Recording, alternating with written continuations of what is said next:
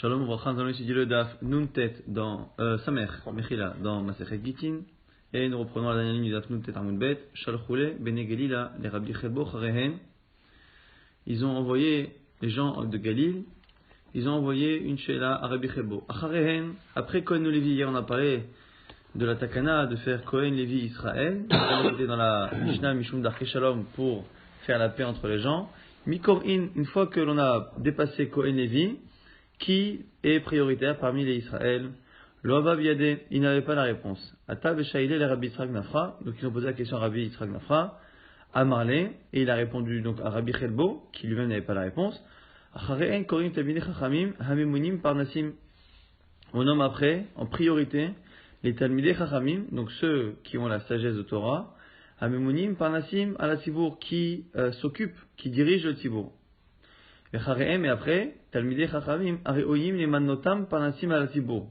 Les Talmidei Chachamim, qui même si en pratique, eux ne gèrent pas le Tzibour, ont les capacités, les midot, les vertus pour le faire. Et après,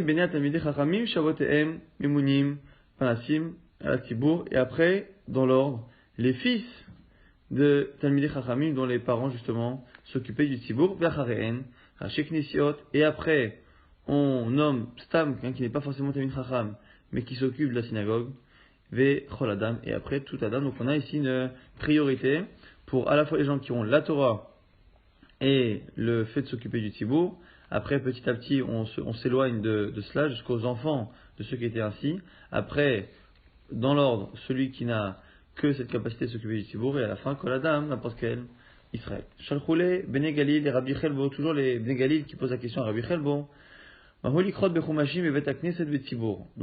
s'écarte un peu ici du sujet de l'ordre Kohen Levi Israël, mais toujours des Shelot de Kreta Torah.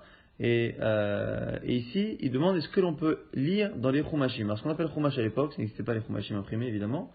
Donc on parle de Sefer Torah, qui est écrit comme un Sefer Torah, simplement au lieu que les 5 Chumashim soient liés dans un seul, même Sefer Torah, ce sont des Chumashim. Donc on a Sefer Bereshit, Sefer Shemot, Sefer Vayikra, ainsi de suite. Est-ce qu'on peut on peut lire les parachutes de Shemot dans un Sefer Torah de Shemot? Un Sefer Torah de Shemot. L'Ova Biadé, il n'y avait pas la réponse. Ata Veshaïlé le Rabbi Yitzhak Nafra, pareil, il a demandé à Rabbi Yitzhak Nafra. L'Ova Biadé, et cette fois, lui n'avait pas la réponse non plus. Ata Shaïl Bemidrasha, il a posé la question à Bet Midrash. Ou Pashtu Hamea, ils ont répondu de cette halakha de Rav Shmuel Bar Nachmani, Amar Rabbi Yochanan, au nom de Rabbi Yochanan, Sefer Torah Shechaser Yeria Achat, En Korin Bo. Un Sefer Torah à qui il manque une page ou une partie, on ne peut pas lire dedans. Donc si on ne peut pas lire dans un Sefer Torah à qui il manque une page, il est évident qu'on ne peut pas lire dans un Sefer Torah à qui il manque 4 livres sur 5. Donc ça c'est la réponse pour l'instant de l'Agmara. Et l'Agmara rejette, elle dit Vélohi. Non, ça ne marche pas. Pourquoi? Ata Michasa Bemite. Parce que là-bas, on parle d'un cas où la personne veut lire dans le Sefer Shemot, Nagid, et qu'il manque une Iria, il manque une page dans Sefer Shemot. Acha, le Michasa Bemite. Là, dans le livre dans lequel je veux lire, il ne manque rien. Donc, effectivement, lire dans un Sefer Torah où il y a les 5, mais que je veux lire dans Sefer Shemot ou Bereshit, et que dans le livre dans lequel je suis en train de lire, il va manquer une page, c'est sûr que ça ne marche pas. La question est-ce que lorsque j'ai un Sefer Torah où il manque dans un des autres livres que je ne lis pas, ou j'ai même un Sefer Torah où il n'y a que le livre de Shemot, et que je lis une paracha, mais que Shemot est complet, est-ce que ici, le Chassab Bemite, est-ce que c'est différent? Rabba et Rav Yosef d'Amrit Avayou, la réponse, elle est au nom de Rabba et Rav Yosef, En Korim Bechumashim Bevet HaKnesset Mishum Kivod HaTzibur. On ne lit pas dans un Sefer Torah où il n'y a qu'un seul livre sur les 5 à cause du Kivod HaTzibur. C'est intéressant de là on voit que dans l'absolu, halachiquement, il n'y a pas réellement de souci, si ce n'est que c'est pas Kavod pour le Tzibour, parce qu'on a l'impression que le Tzibour n'a pas les moyens de se payer un Sefer Torah. Et du coup, selon certains, on peut du coup le lire dans certains cas. Par exemple, lorsqu'il y a une erreur dans un Sefer Torah, on est en train de lire Shemot, on sait que le Sefer Torah a une erreur dans Devarim. Pourquoi on n'aurait pas le droit de lire dans un Sefer où il n'y a que Shemot? Parce que c'est pas Kavod HaTzibur. Mais là j'ai un Sefer Torah qui est complet. Donc il y a Kavod HaTzibur. Et le fait qu'il y ait une erreur ailleurs que dans le livre que je lis ne pose pas de problème, parce que dans l'absolu, halachiquement au niveau strict, j'aurais pu lire dans un Sefer Torah qui n'a que Shemot. Si ce n'est le fait que c'est pas Kavod d'avoir un petit Sefer Torah avec qu'un cinquième de la Torah. Là il y a toute la Torah qui est écrite, simplement il y a une faute. Donc il y en a qui veulent dire, de là, qu'on pourrait lire dans un Sefer Torah dans un livre, tant que la faute est ailleurs que dans le livre qu'on est en train de lire. Il se peut même qu'on pourrait même déduire ici que dans un cas où on n'a pas le choix, on n'a pas le choix, on est à l'étranger, on est en vacances, et qu'il n'y a que un Sefer Torah comme ça, même si aujourd'hui on ne les trouve plus, peut-être que s'il n'y a plus de problème de kavod Sibo, ou que le Sibo lui-même est mochel éventuellement. Le Sibo dit, bon voilà, ok, pour nous c'est un kavod de lire dans un Sefer Torah comme ça, peut-être que ça aurait changé. On voit ici que, à l'achriquement strict, on pourrait le lire, selon le Rabbi Rabbi Yosef, et c'est que finalement à cause du kavod à Sibo qu'on n'a plus l'habitude de le faire. Bon, aujourd'hui à la Chal Maaseh, on ne trouve plus tellement des Sefer Torah où il n'y a que Bereshit ou que Shemot. Rabbi Rabbi Yosef, Dermet Tavayou là aussi se met en accord sur une halakha, avec Sefer Haftarta, le Sefer Haftara, Asur le Mikrebe be Shabbat. Donc un livre, donc à l'époque c'était tout de même des parchemins, où on avait écrit que les Haftarot. Donc un parchemin avec que les Haftarot, on n'a pas le droit de lire dedans Beshabbat. Alors on dit Beshabbat mais l'Avdafka. Selon eux, on n'aurait pas le droit de lire toute la semaine. Simplement comme c'est Shabbat qu'on lit l'Haftara, ils n'ont pas le droit dans Shabbat. Ma'ita Hama, pourquoi? Des Lonitan Likatev, car on n'a pas le droit de l'écrire. On n'a pas le droit d'écrire normalement, à la base, des parties de la Torah, mais de manière incomplète. Et on verra justement dans la suite dont on l'apprend. Et donc, puisque n'écrire que des Haftarot qui sont finalement des morceaux choisis des Nevi'im, des prophètes, comme on n'a pas le droit de l'écrire, eh bien on n'a pas le droit non plus de lire dedans pendant Shabbat. Ça c'est le premier avet. Mar Baravashama, et Tatulé Nami Asur. C'est même Mouksé pendant Shabbat. Maïta'ama, des Halo Chazel Mikreve. Comme on ne peut pas le lire pendant Shabbat selon Rabbi Rav Yosef, il n'est pas utilisable, n'étant pas utilisable, il est Mouksé pendant Shabbat. Et l'Agma nous dit Velohi, mais à la Chal Maaseh c'est pas comme ça. Charel et Taltoulé, on a le droit de le déplacer, mais Charel et Mikrebe, et on a le droit de le lire. Et en fait, c'est parce qu'on a le droit de le lire qu'on a le droit de le déplacer. Pourquoi? Rabbi Yochanan, Rabbi Shimon ben Akish, Me'aine B'Sifra Dagata B'Shavta. Car on a vu nos Rabbi Yochanan et Resh Lakish qui étudiaient des livres de Haggadot. Donc des livres avec des Midrashim et d'Haggadot sur la Torah. Qui sont Torah Sheba'al Peh. Qui sont la Torah orale qui a été écrite. Veha, Lonitani Katev. Et là aussi, la Torah orale, normalement, ne doit pas être écrite. Donc on a finalement une ressemblance entre la halakha qu'on a citée précédemment et celle-ci. Et là, Kevan de Loïfchar. Alors pourquoi Rabbi Yochanan et Resh Lakish lisaient dedans Kevan de Loïfchar? Parce qu'il n'y a pas le choix. Aet la'asot la'shem, eferu toratecha. C'est un passage télim. Aet la'asot la'shem, lorsqu'il faut agir pour Akadosh Baruch Hu, eferu toratecha.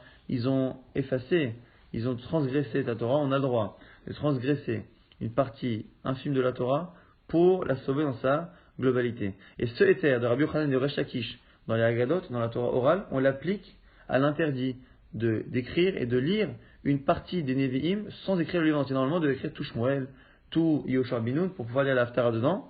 Or, comme c'est trop compliqué de le faire, on voit finalement qu'on autorise Bedia Avad, justement pour ce Aït Asot Hashem, Achanani Paï chez nous, Kevan Delo Efshar, Aït Asot Hashem, puisqu'on n'a pas le choix, on n'a pas de possibilité de faire autrement, on a autorisé. Donc je récapitule, on a à la base une halakha qui empêche d'écrire des parties du Tanakh de manière incomplète, d'écrire des haftarot simplement sur un Sefer Torah, normalement ça devrait être assour. Et Rabbi Rav Yosef reste sur cette idée que c'est assour, comme c'est assour d'écrire, on n'a pas le droit de lire dedans, et donc on ne peut pas lire l'haftara dedans pendant Shabbat, et donc comme on ne peut pas lire dedans, c'est finalement mouksé pendant Shabbat. Ça c'est l'avis de Rabbi Rav Yosef, Rabbi Ravashi, qui va jusqu'au bout de cette logique. De l'autre côté, la Gemara n'est pas d'accord. Il dit pourquoi? Parce qu'il y a un interdit similaire, qui est l'interdit d'écrire la Torah orale, comme on verra dans la suite du Daf, dont on apprend que la Torah ne doit pas être écrite. On n'a pas le droit d'écrire la Torah orale, et pourtant on voit que comme on n'a pas le choix aujourd'hui, Rabbi Yochanan et Resh Lakish se permettaient de lire dedans pendant Shabbat, et donc c'est pas mouksé, et donc cette autorisation-là, qu'on apprend du pasuk de Télim. On n'a pas le droit d'écrire la Torah orale. Alors on verra justement, c'est un pasuk, c'est une marloquette sur le pasuk, mais la Torah écrite ne doit pas être enseignée à l'oral, on ne doit pas dire par cœur des psukim de Torah écrite, et la Torah orale ne doit pas être mise à l'écrit, et quand on le fait, c'est que Bedia Avad à chaque fois, et ici, Mishum Ait la Sot Lachem et Ferro Torah Techa. Ba'amini nouvelle cliché là maintenant, de Abaye à Rabat. Ma'ou Lirtov, Megillah, les Tinok, les Hitlamed.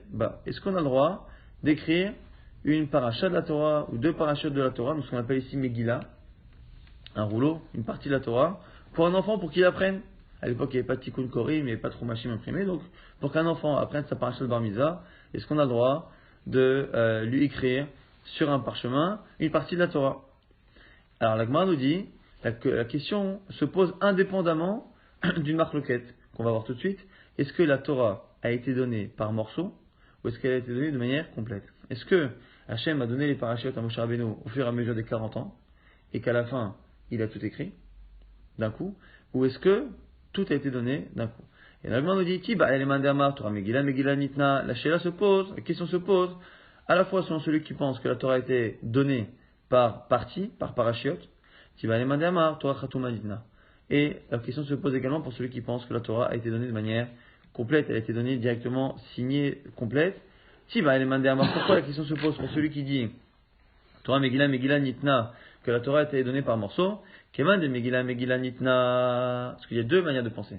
Soit parce que la Torah a été donnée par partie.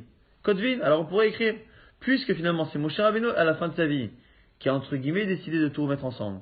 Mais finalement, chacune des parachutes a une existence en elle-même, puisqu'elle a été donnée à chaque fois indépendamment. Donc si Hachem a donné cette paracha, et qu'il l'a écrite, ça veut dire qu'a priori, elle a le droit d'être écrite, c'est un océ indépendant, un sujet indépendant. A priori, c'est comme ça que ça a été écrit. Alors, c'est une marloquette. Vu que d'abord il a donné que les 10 commandements.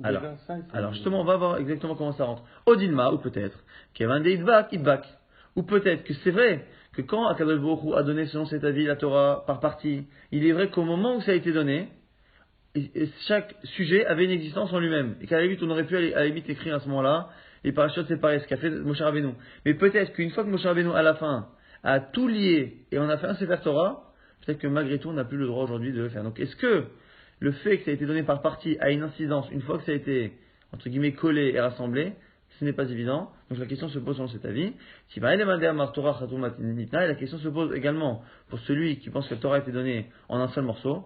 La logique voudrait que comme ça a été donné d'un coup, c'est-à-dire qu'on ne peut pas la séparer puisqu'on n'a jamais vu qu'elle a été séparée. Ou peut-être que, comme ce qu'on a dit tout à l'heure, comme on n'a pas le choix, on n'a pas le choix. On ne peut pas demander à quelqu'un qui veut écrire une paracha pour son enfant, pour savoir misa, on ne peut pas lui demander de faire écrire un Sefer Torah à 20 000 euros, donc, ou une kétorette, celui qui veut lire sur une kétorette, on ne peut pas lui demander de tout écrire le Sefer Torah. Amarle, en kodvin, il le dit, en kodvin, on n'écrit pas. Umata 1, pourquoi?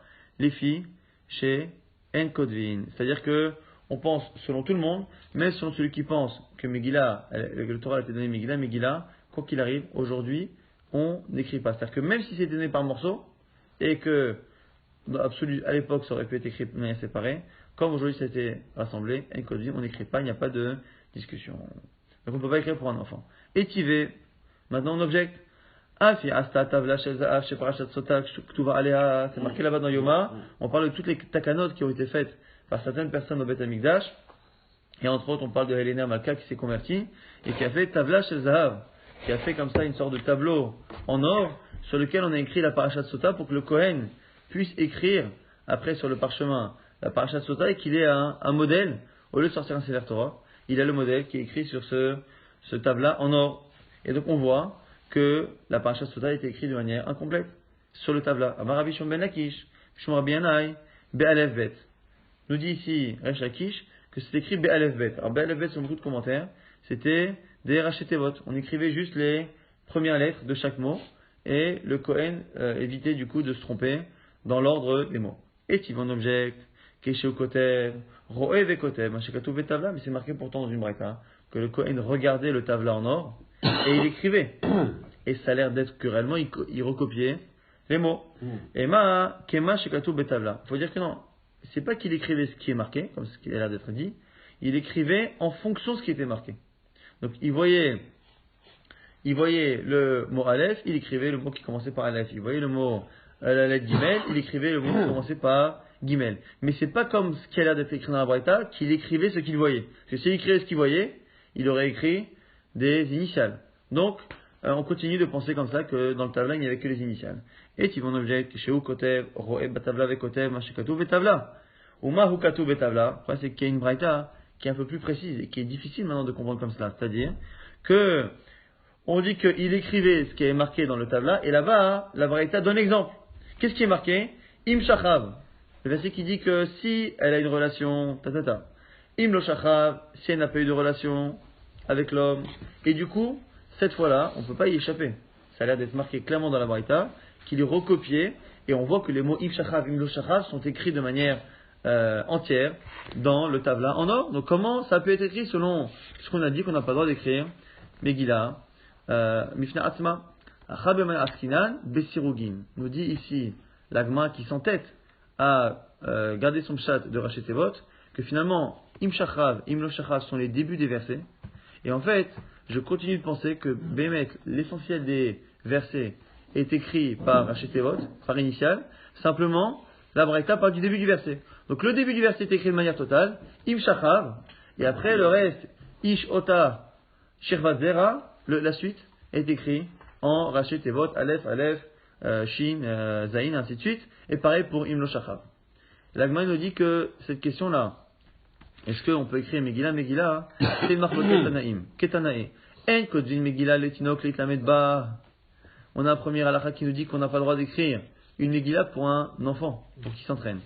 Ve'im da'atole hashlim, mutar. Sauf si le but, c'est au final d'écrire un Sefer Torah. Donc, Nagid, qu'on a un sofer qui veut écrire un Sefer Torah, on lui demande d'écrire une paracha pour un enfant, il dit voilà, je ne peux pas écrire une paracha que pour un enfant, simplement comme je vais écrire un Sefer Torah, je vais écrire une partie pour ton enfant, et après moi je compléterai. Ça c'est possible, mais on voit que Megillah ça ne marche pas, exactement comme on a répondu précédemment. Maintenant, la suite, Rabbi Yehuda Omer, le Bereshit, Ador Maboul, c'est pas vrai. Lui il dit non, tu peux écrire, si tu veux écrire Bereshit, un enfant il doit faire Bereshit, tu vas jusqu'à Dor Maboul. Mais Torah de Kohanim Vaikra, tu peux aller jusqu'à Ad Vayi Bayom Hashemini, jusqu'à Vayi Bayom Hashemini, la paracha de Shemini, ce qui veut dire en gros qu'en fait il ne faut pas interrompre un sujet. Tant que l'on prend un sujet de bout en bout, on peut le faire. Donc on a une marloquette Tanaïm ici, Rabbi Yehuda Tanakama. Est-ce qu'on a le droit, a priori la halakha devrait être comme Tanakama qu'on ne fait pas, surtout que la Gemara précédemment dans les Amoraïm a l'air d'avoir tranché que finalement on n'a pas le droit d'écrire et de la mettre, sauf encore une fois, si c'est le début d'un Sefer Torah, qui par définition Sefer Torah ne peut s'écrire que de manière progressive et donc de manière incomplète pendant un certain temps. Amar Rabbi Yochanan Mishum Rabbi Bana'a, donc une halakha au nom de Rabbi Bana'a, Torah Megillah Megillah Nitna, c'est la fameuse marloquette dont on parlait. La Torah a été donnée par partie, Shnema, c'est marqué dans Télim, et on parle là-bas de la Torah, on l'appelle Megillah Sefer, une Megillah. Et Megillah, ça connote à la base une histoire, une paracha, mais pas un Sefer Torah, parce que finalement le Sefer Torah, il comprend plusieurs histoires qui n'ont aucun rapport, qui ne parlent pas de la même période, qui sont interrompues par des halachot, donc c'est compliqué d'appeler la Torah une Megillah. Une Megillah, Megillah Esther, c'est l'histoire d'Esther, le rouleau d'Esther. Donc, ce passouk-là qui dit Azamarti, Iné bati bemgilat sefer katur alay. J'ai dit Iné bati, je viens bemgilat sefer, avec le Megillat sefer, cette Torah qui est écrite alay, à mon propos. Et la Torah on l'appelle là-bas Megillat sefer. Si c'est Megillat sefer, c'est que finalement ce sont des Megillot. La Torah a été donnée par Megillot, ça c'est l'avis de Rabbi Bena'a. Rabbi Shimon ben Lakish, Omer, Torah chatumanitena. Moi je pense que la Torah a été donnée de manière complète. Chez Neymar, comme c'est marqué là-bas dans Dvarim, la Korah prend et Sefer à Torah Hazé. Ce Sefer à Torah, Hazé, cette Torah, on l'appelle pas la Torah, on l'appelle le Sefer à Torah. Comme si finalement toute la Torah, c'était un Sefer. Et non pas des Sfarim, et non pas marqué Sifri à Torah, c'est pas marqué les Megillot à Torah, c'est marqué Sefer à Torah. Alors maintenant la question de la Gemara, c'est pour que fait chacun du passouk de l'autre. Veidar, celui qui dit que ça a été donné par morceau. Active la Korah, c'est marqué la Korah et Sefer à Torah Hazé. Ce Sefer à Torah. Haou levata de Idvak, lui dira que ce passage de Dvarim parle d'une période où la Torah a déjà été rassemblée. On a vu que celui qui pense que la Torah a été donnée par morceaux, il est d'accord qu'à la fin de sa vie, Moshe Rabbeinu a tout rassemblé. Et donc du coup, il continue de penser que dans Télim, on parle de la manière dont la Torah a été donnée. Elle a été donnée, même Gilat Sefer, comme des Megillot, comme des histoires, comme des parties séparées. Mais simplement, à un moment donné, ça a été rassemblé, et Azé, sur ce rassemblement des Megillot en un Sefer, on cite le verset dans Dvarim, la Korah est Sefer à Torah. Sefer à Torah, c'est le résultat de justement la jonction de ces parashiot selon Rabbi Yochanan. Veidach Nami, Erash Lakish qui pense que c'était donné de manière complète. Que fait-il du verset là-bas de Teilim? Afti, c'est marqué, Megillat Sefer Katura là, on l'appelle Megillat Sefer. Comment on peut dire Megillah? Ou Dechol la Torah Kula, il crée Megillah. Lui dit, c'est parce que je vais te dire quelque chose. Même si c'était donné d'un coup, toute la Torah, c'est finalement une sorte de Megillah. Pourquoi? Vayom Elai Ma'ata Ro'e, Va Omar, Ani Ro'e Megillah Afa. C'est marqué là-bas dans Zecharia. On lui a dit, qu'est-ce que tu vois? Il a dit, je vois une Megillah, un Sefer Torah, Afa, qui vole.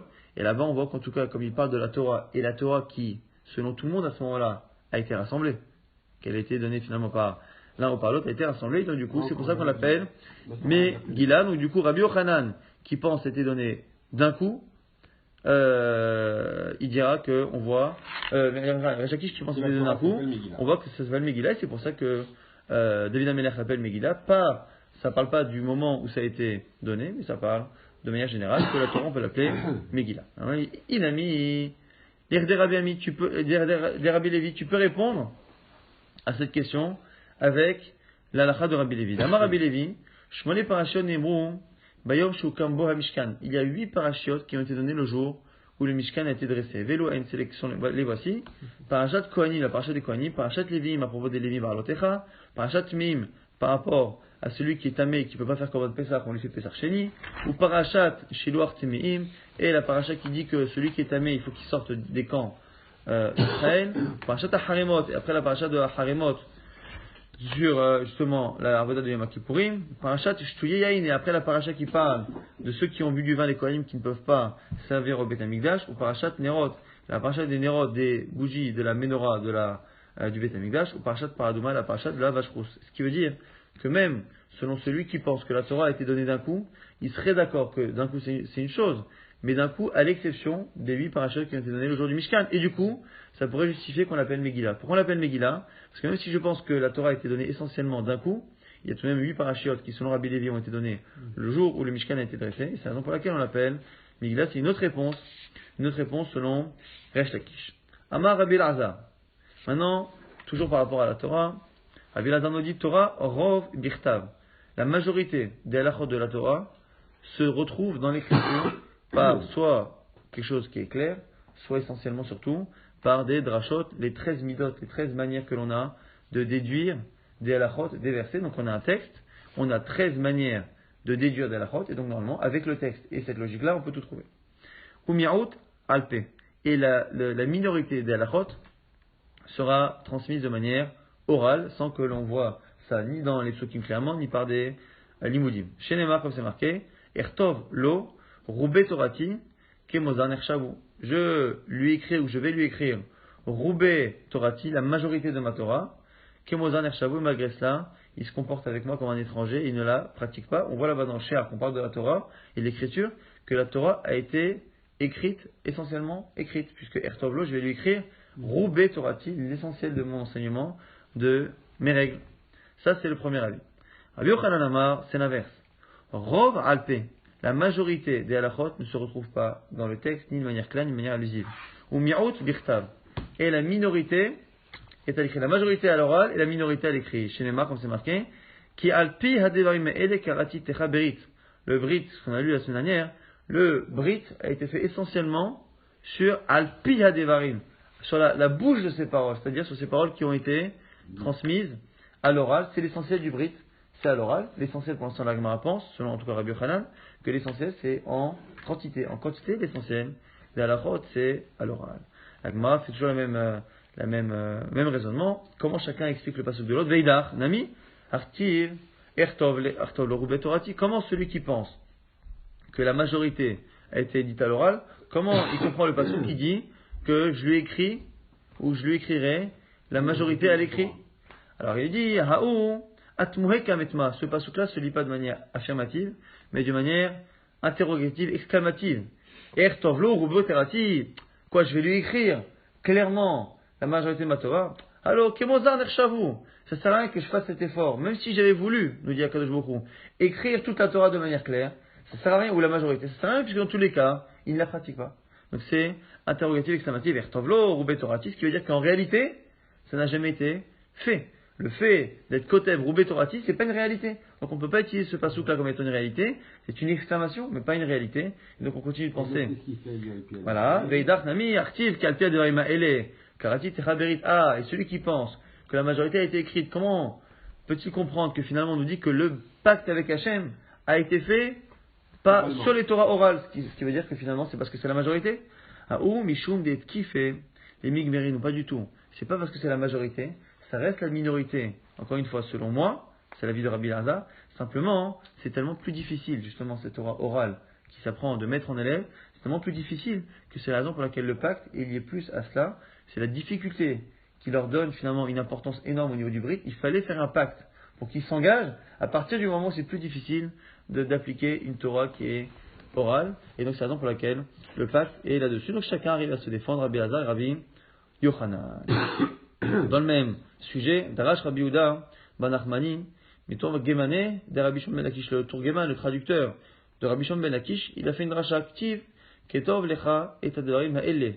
Il s'est marqué dans Shemot, Vayimar Hashem Moshe, Hashem Madi Moshe, Ketov Lecha, écrit, toi, et Advarim Ha'ele, ces choses-là, Urtiv, et c'est marqué après, Ki Alpi Hadevarim Ha'ele, car c'est sur la bouche de ces paroles que doit être signé le pacte.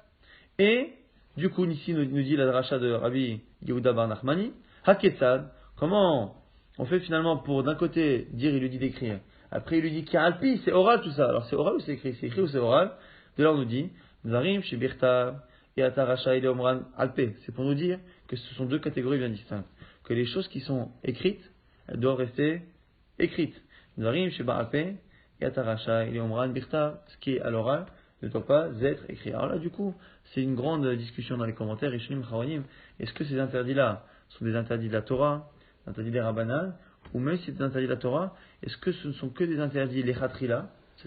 On essaye d'éviter, mais on voit que très facilement on peut le faire. Normalement, on ne doit pas citer un seul verset de la Torah à l'oral. Or, on voit que lorsqu'on étudie, lorsqu'on fait une dracha en public, on ne peut pas se permettre à chaque fois de sortir un livre pour citer. Donc, lorsque le darshan il connaît ses psukim, il lit les psukim comme ça à l'oral.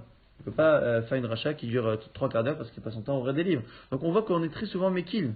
Très souvent, on autorise. Alors on a vu aussi, par rapport à l'Haftara, normalement, comme on ne peut pas écrire la Haftara sur un sefer qui est incomplet, le fait d'écrire sur un sefer qui est incomplet, ça n'a pas de statut de sefer.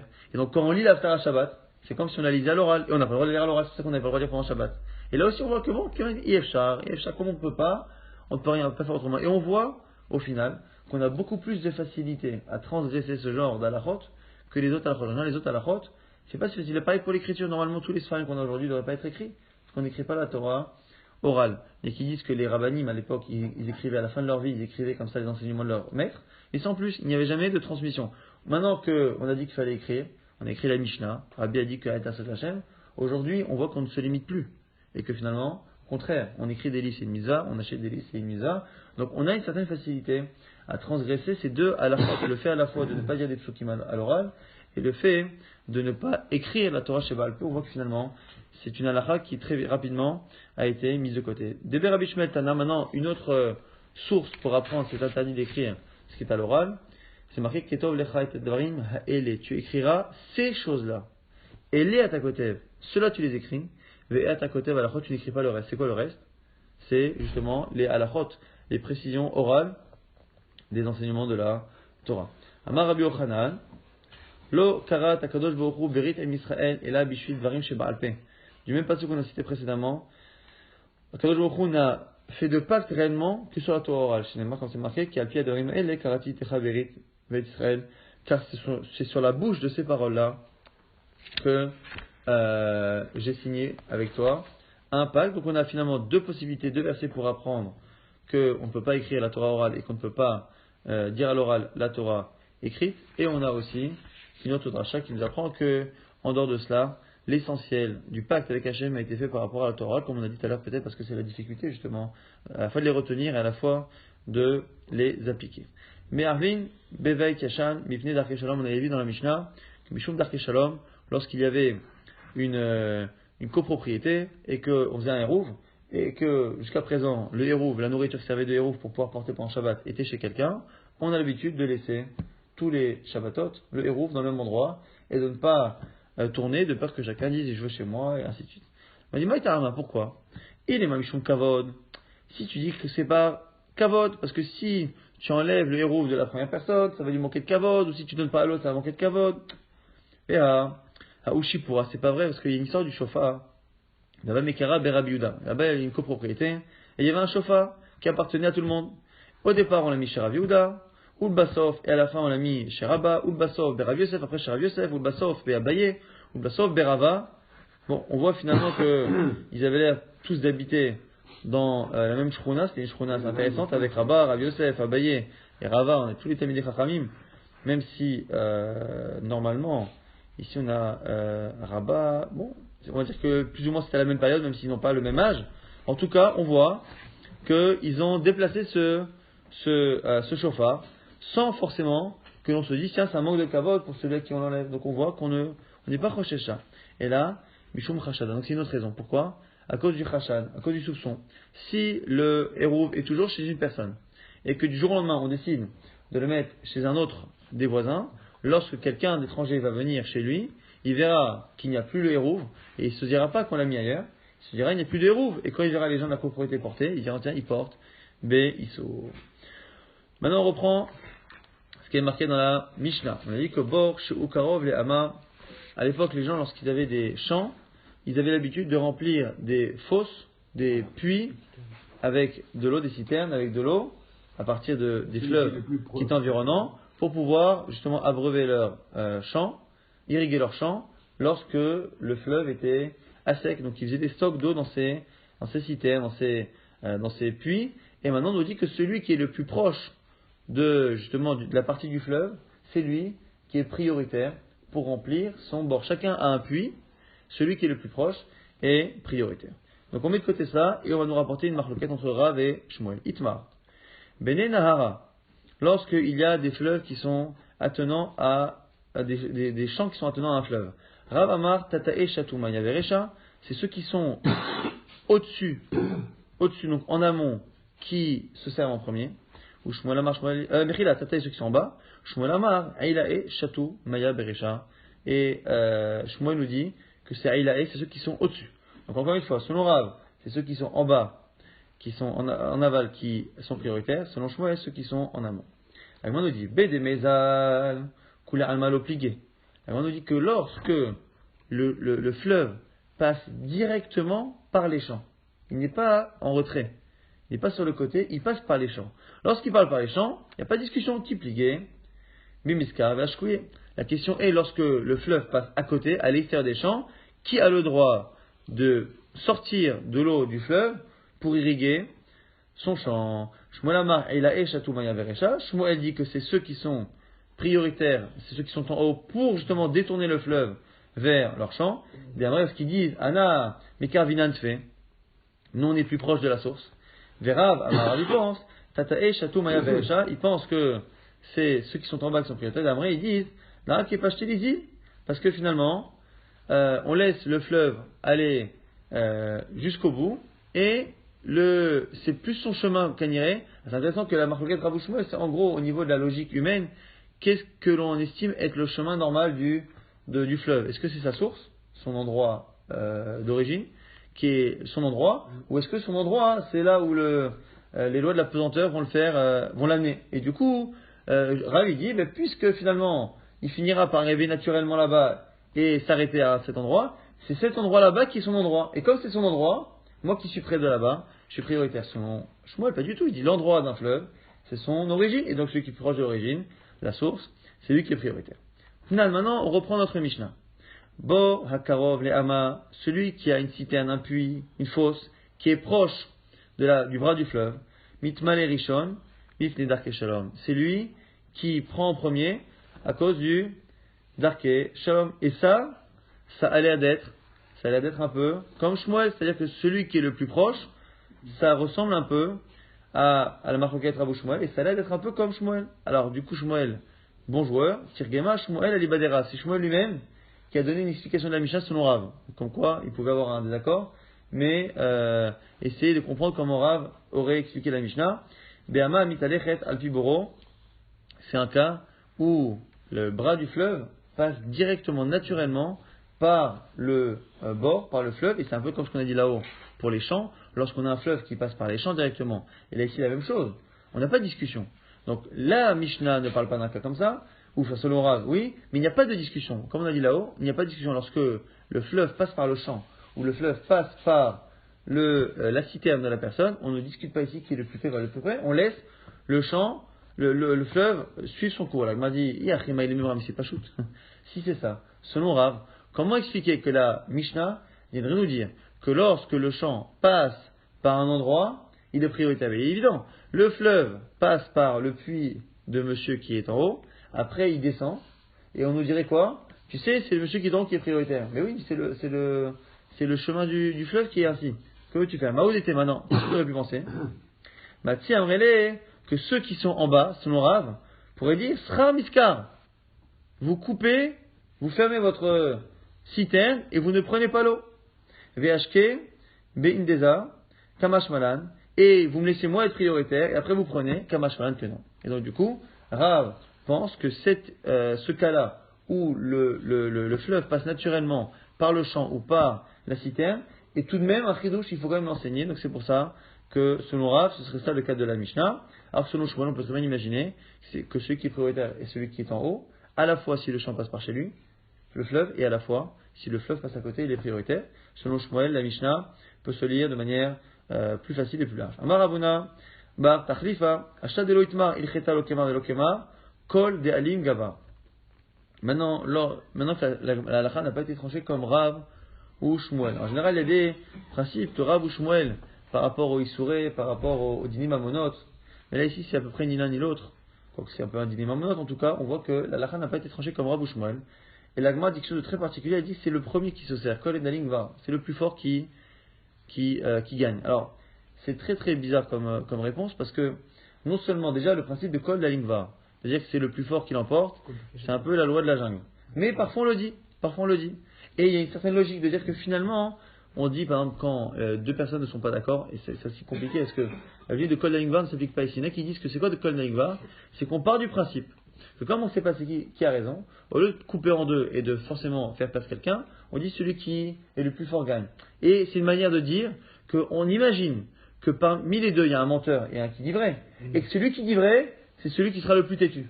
Donc il y a une sorte de logique. Mais là, or là, ici, il n'y a pas réellement de un à qui ça appartient ou pas. Donc ça n'a pas tellement de sens de dire cela, si ce n'est qu'encore une fois, il faut quand même se rappeler qu'à la base, il n'y a aucune règle. À la base, c'est ça. C'est Kol Daling va.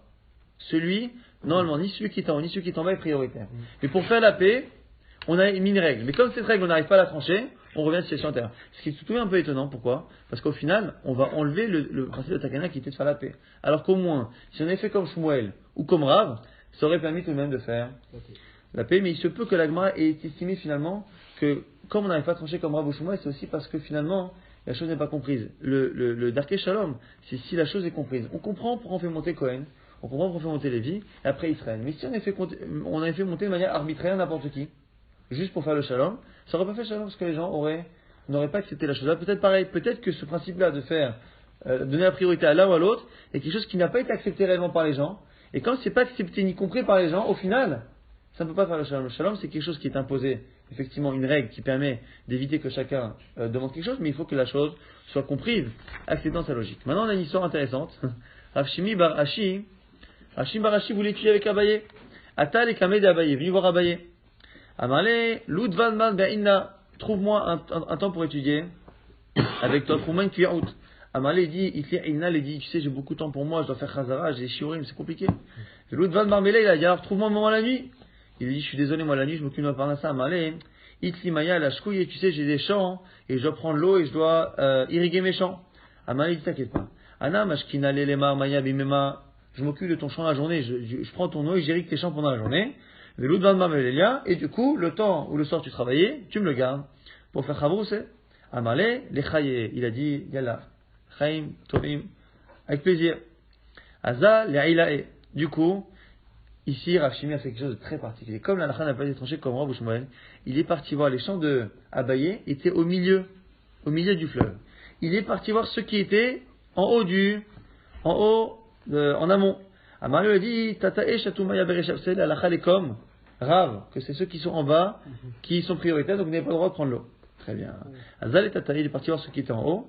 Il a dit, Amaléo, Aïla Shatou, Maya Bereshav, vous savez, il a dit, pâtissez voir ceux qui sont en bas, mais il a dit, la halakha est comme Shmuel, c'est en haut qu'on a le droit de prendre. Donc chacun a laissé la place, et lui qui est au milieu, Adachi, Sachar, Miskavashke, il a détourné l'eau vers son champ. C'est difficile à comprendre.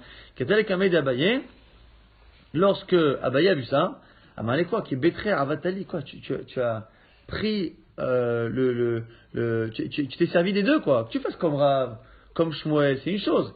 Mais que tu te serves des deux pour finalement faire ni l'un ni l'autre, c'est pas honnête. L'autre Amino Abaye les péré d'Aïcheta pour montrer à Abaye qui n'était pas en accord avec cela, il n'a pas consommé un fruit de sa récolte cette année-là, pour montrer qu'il n'était pas en accord avec ce genre de comportement. Anhu, Bene, Khermach, il y a une histoire un peu similaire. Il y a ici des gens de la ville de Khermach, des Azul, Karu Beresha, des Shanvata, qui ont finalement, à l'origine, en amont du fleuve, ils ont fait détourner le fleuve. Donc comme Shmuel. Ve'adroa, Ve'shadyoa, Ve'shilhenara. Et à la fin de leur champ, donc on a dit que le champ était sur le côté du fleuve, ils ont détourné, et à la fin de leur champ, ils ont renvoyé l'eau, ils l'ont renvoyé vers le fleuve. Ato Eilae, les Kamae, des Abaye.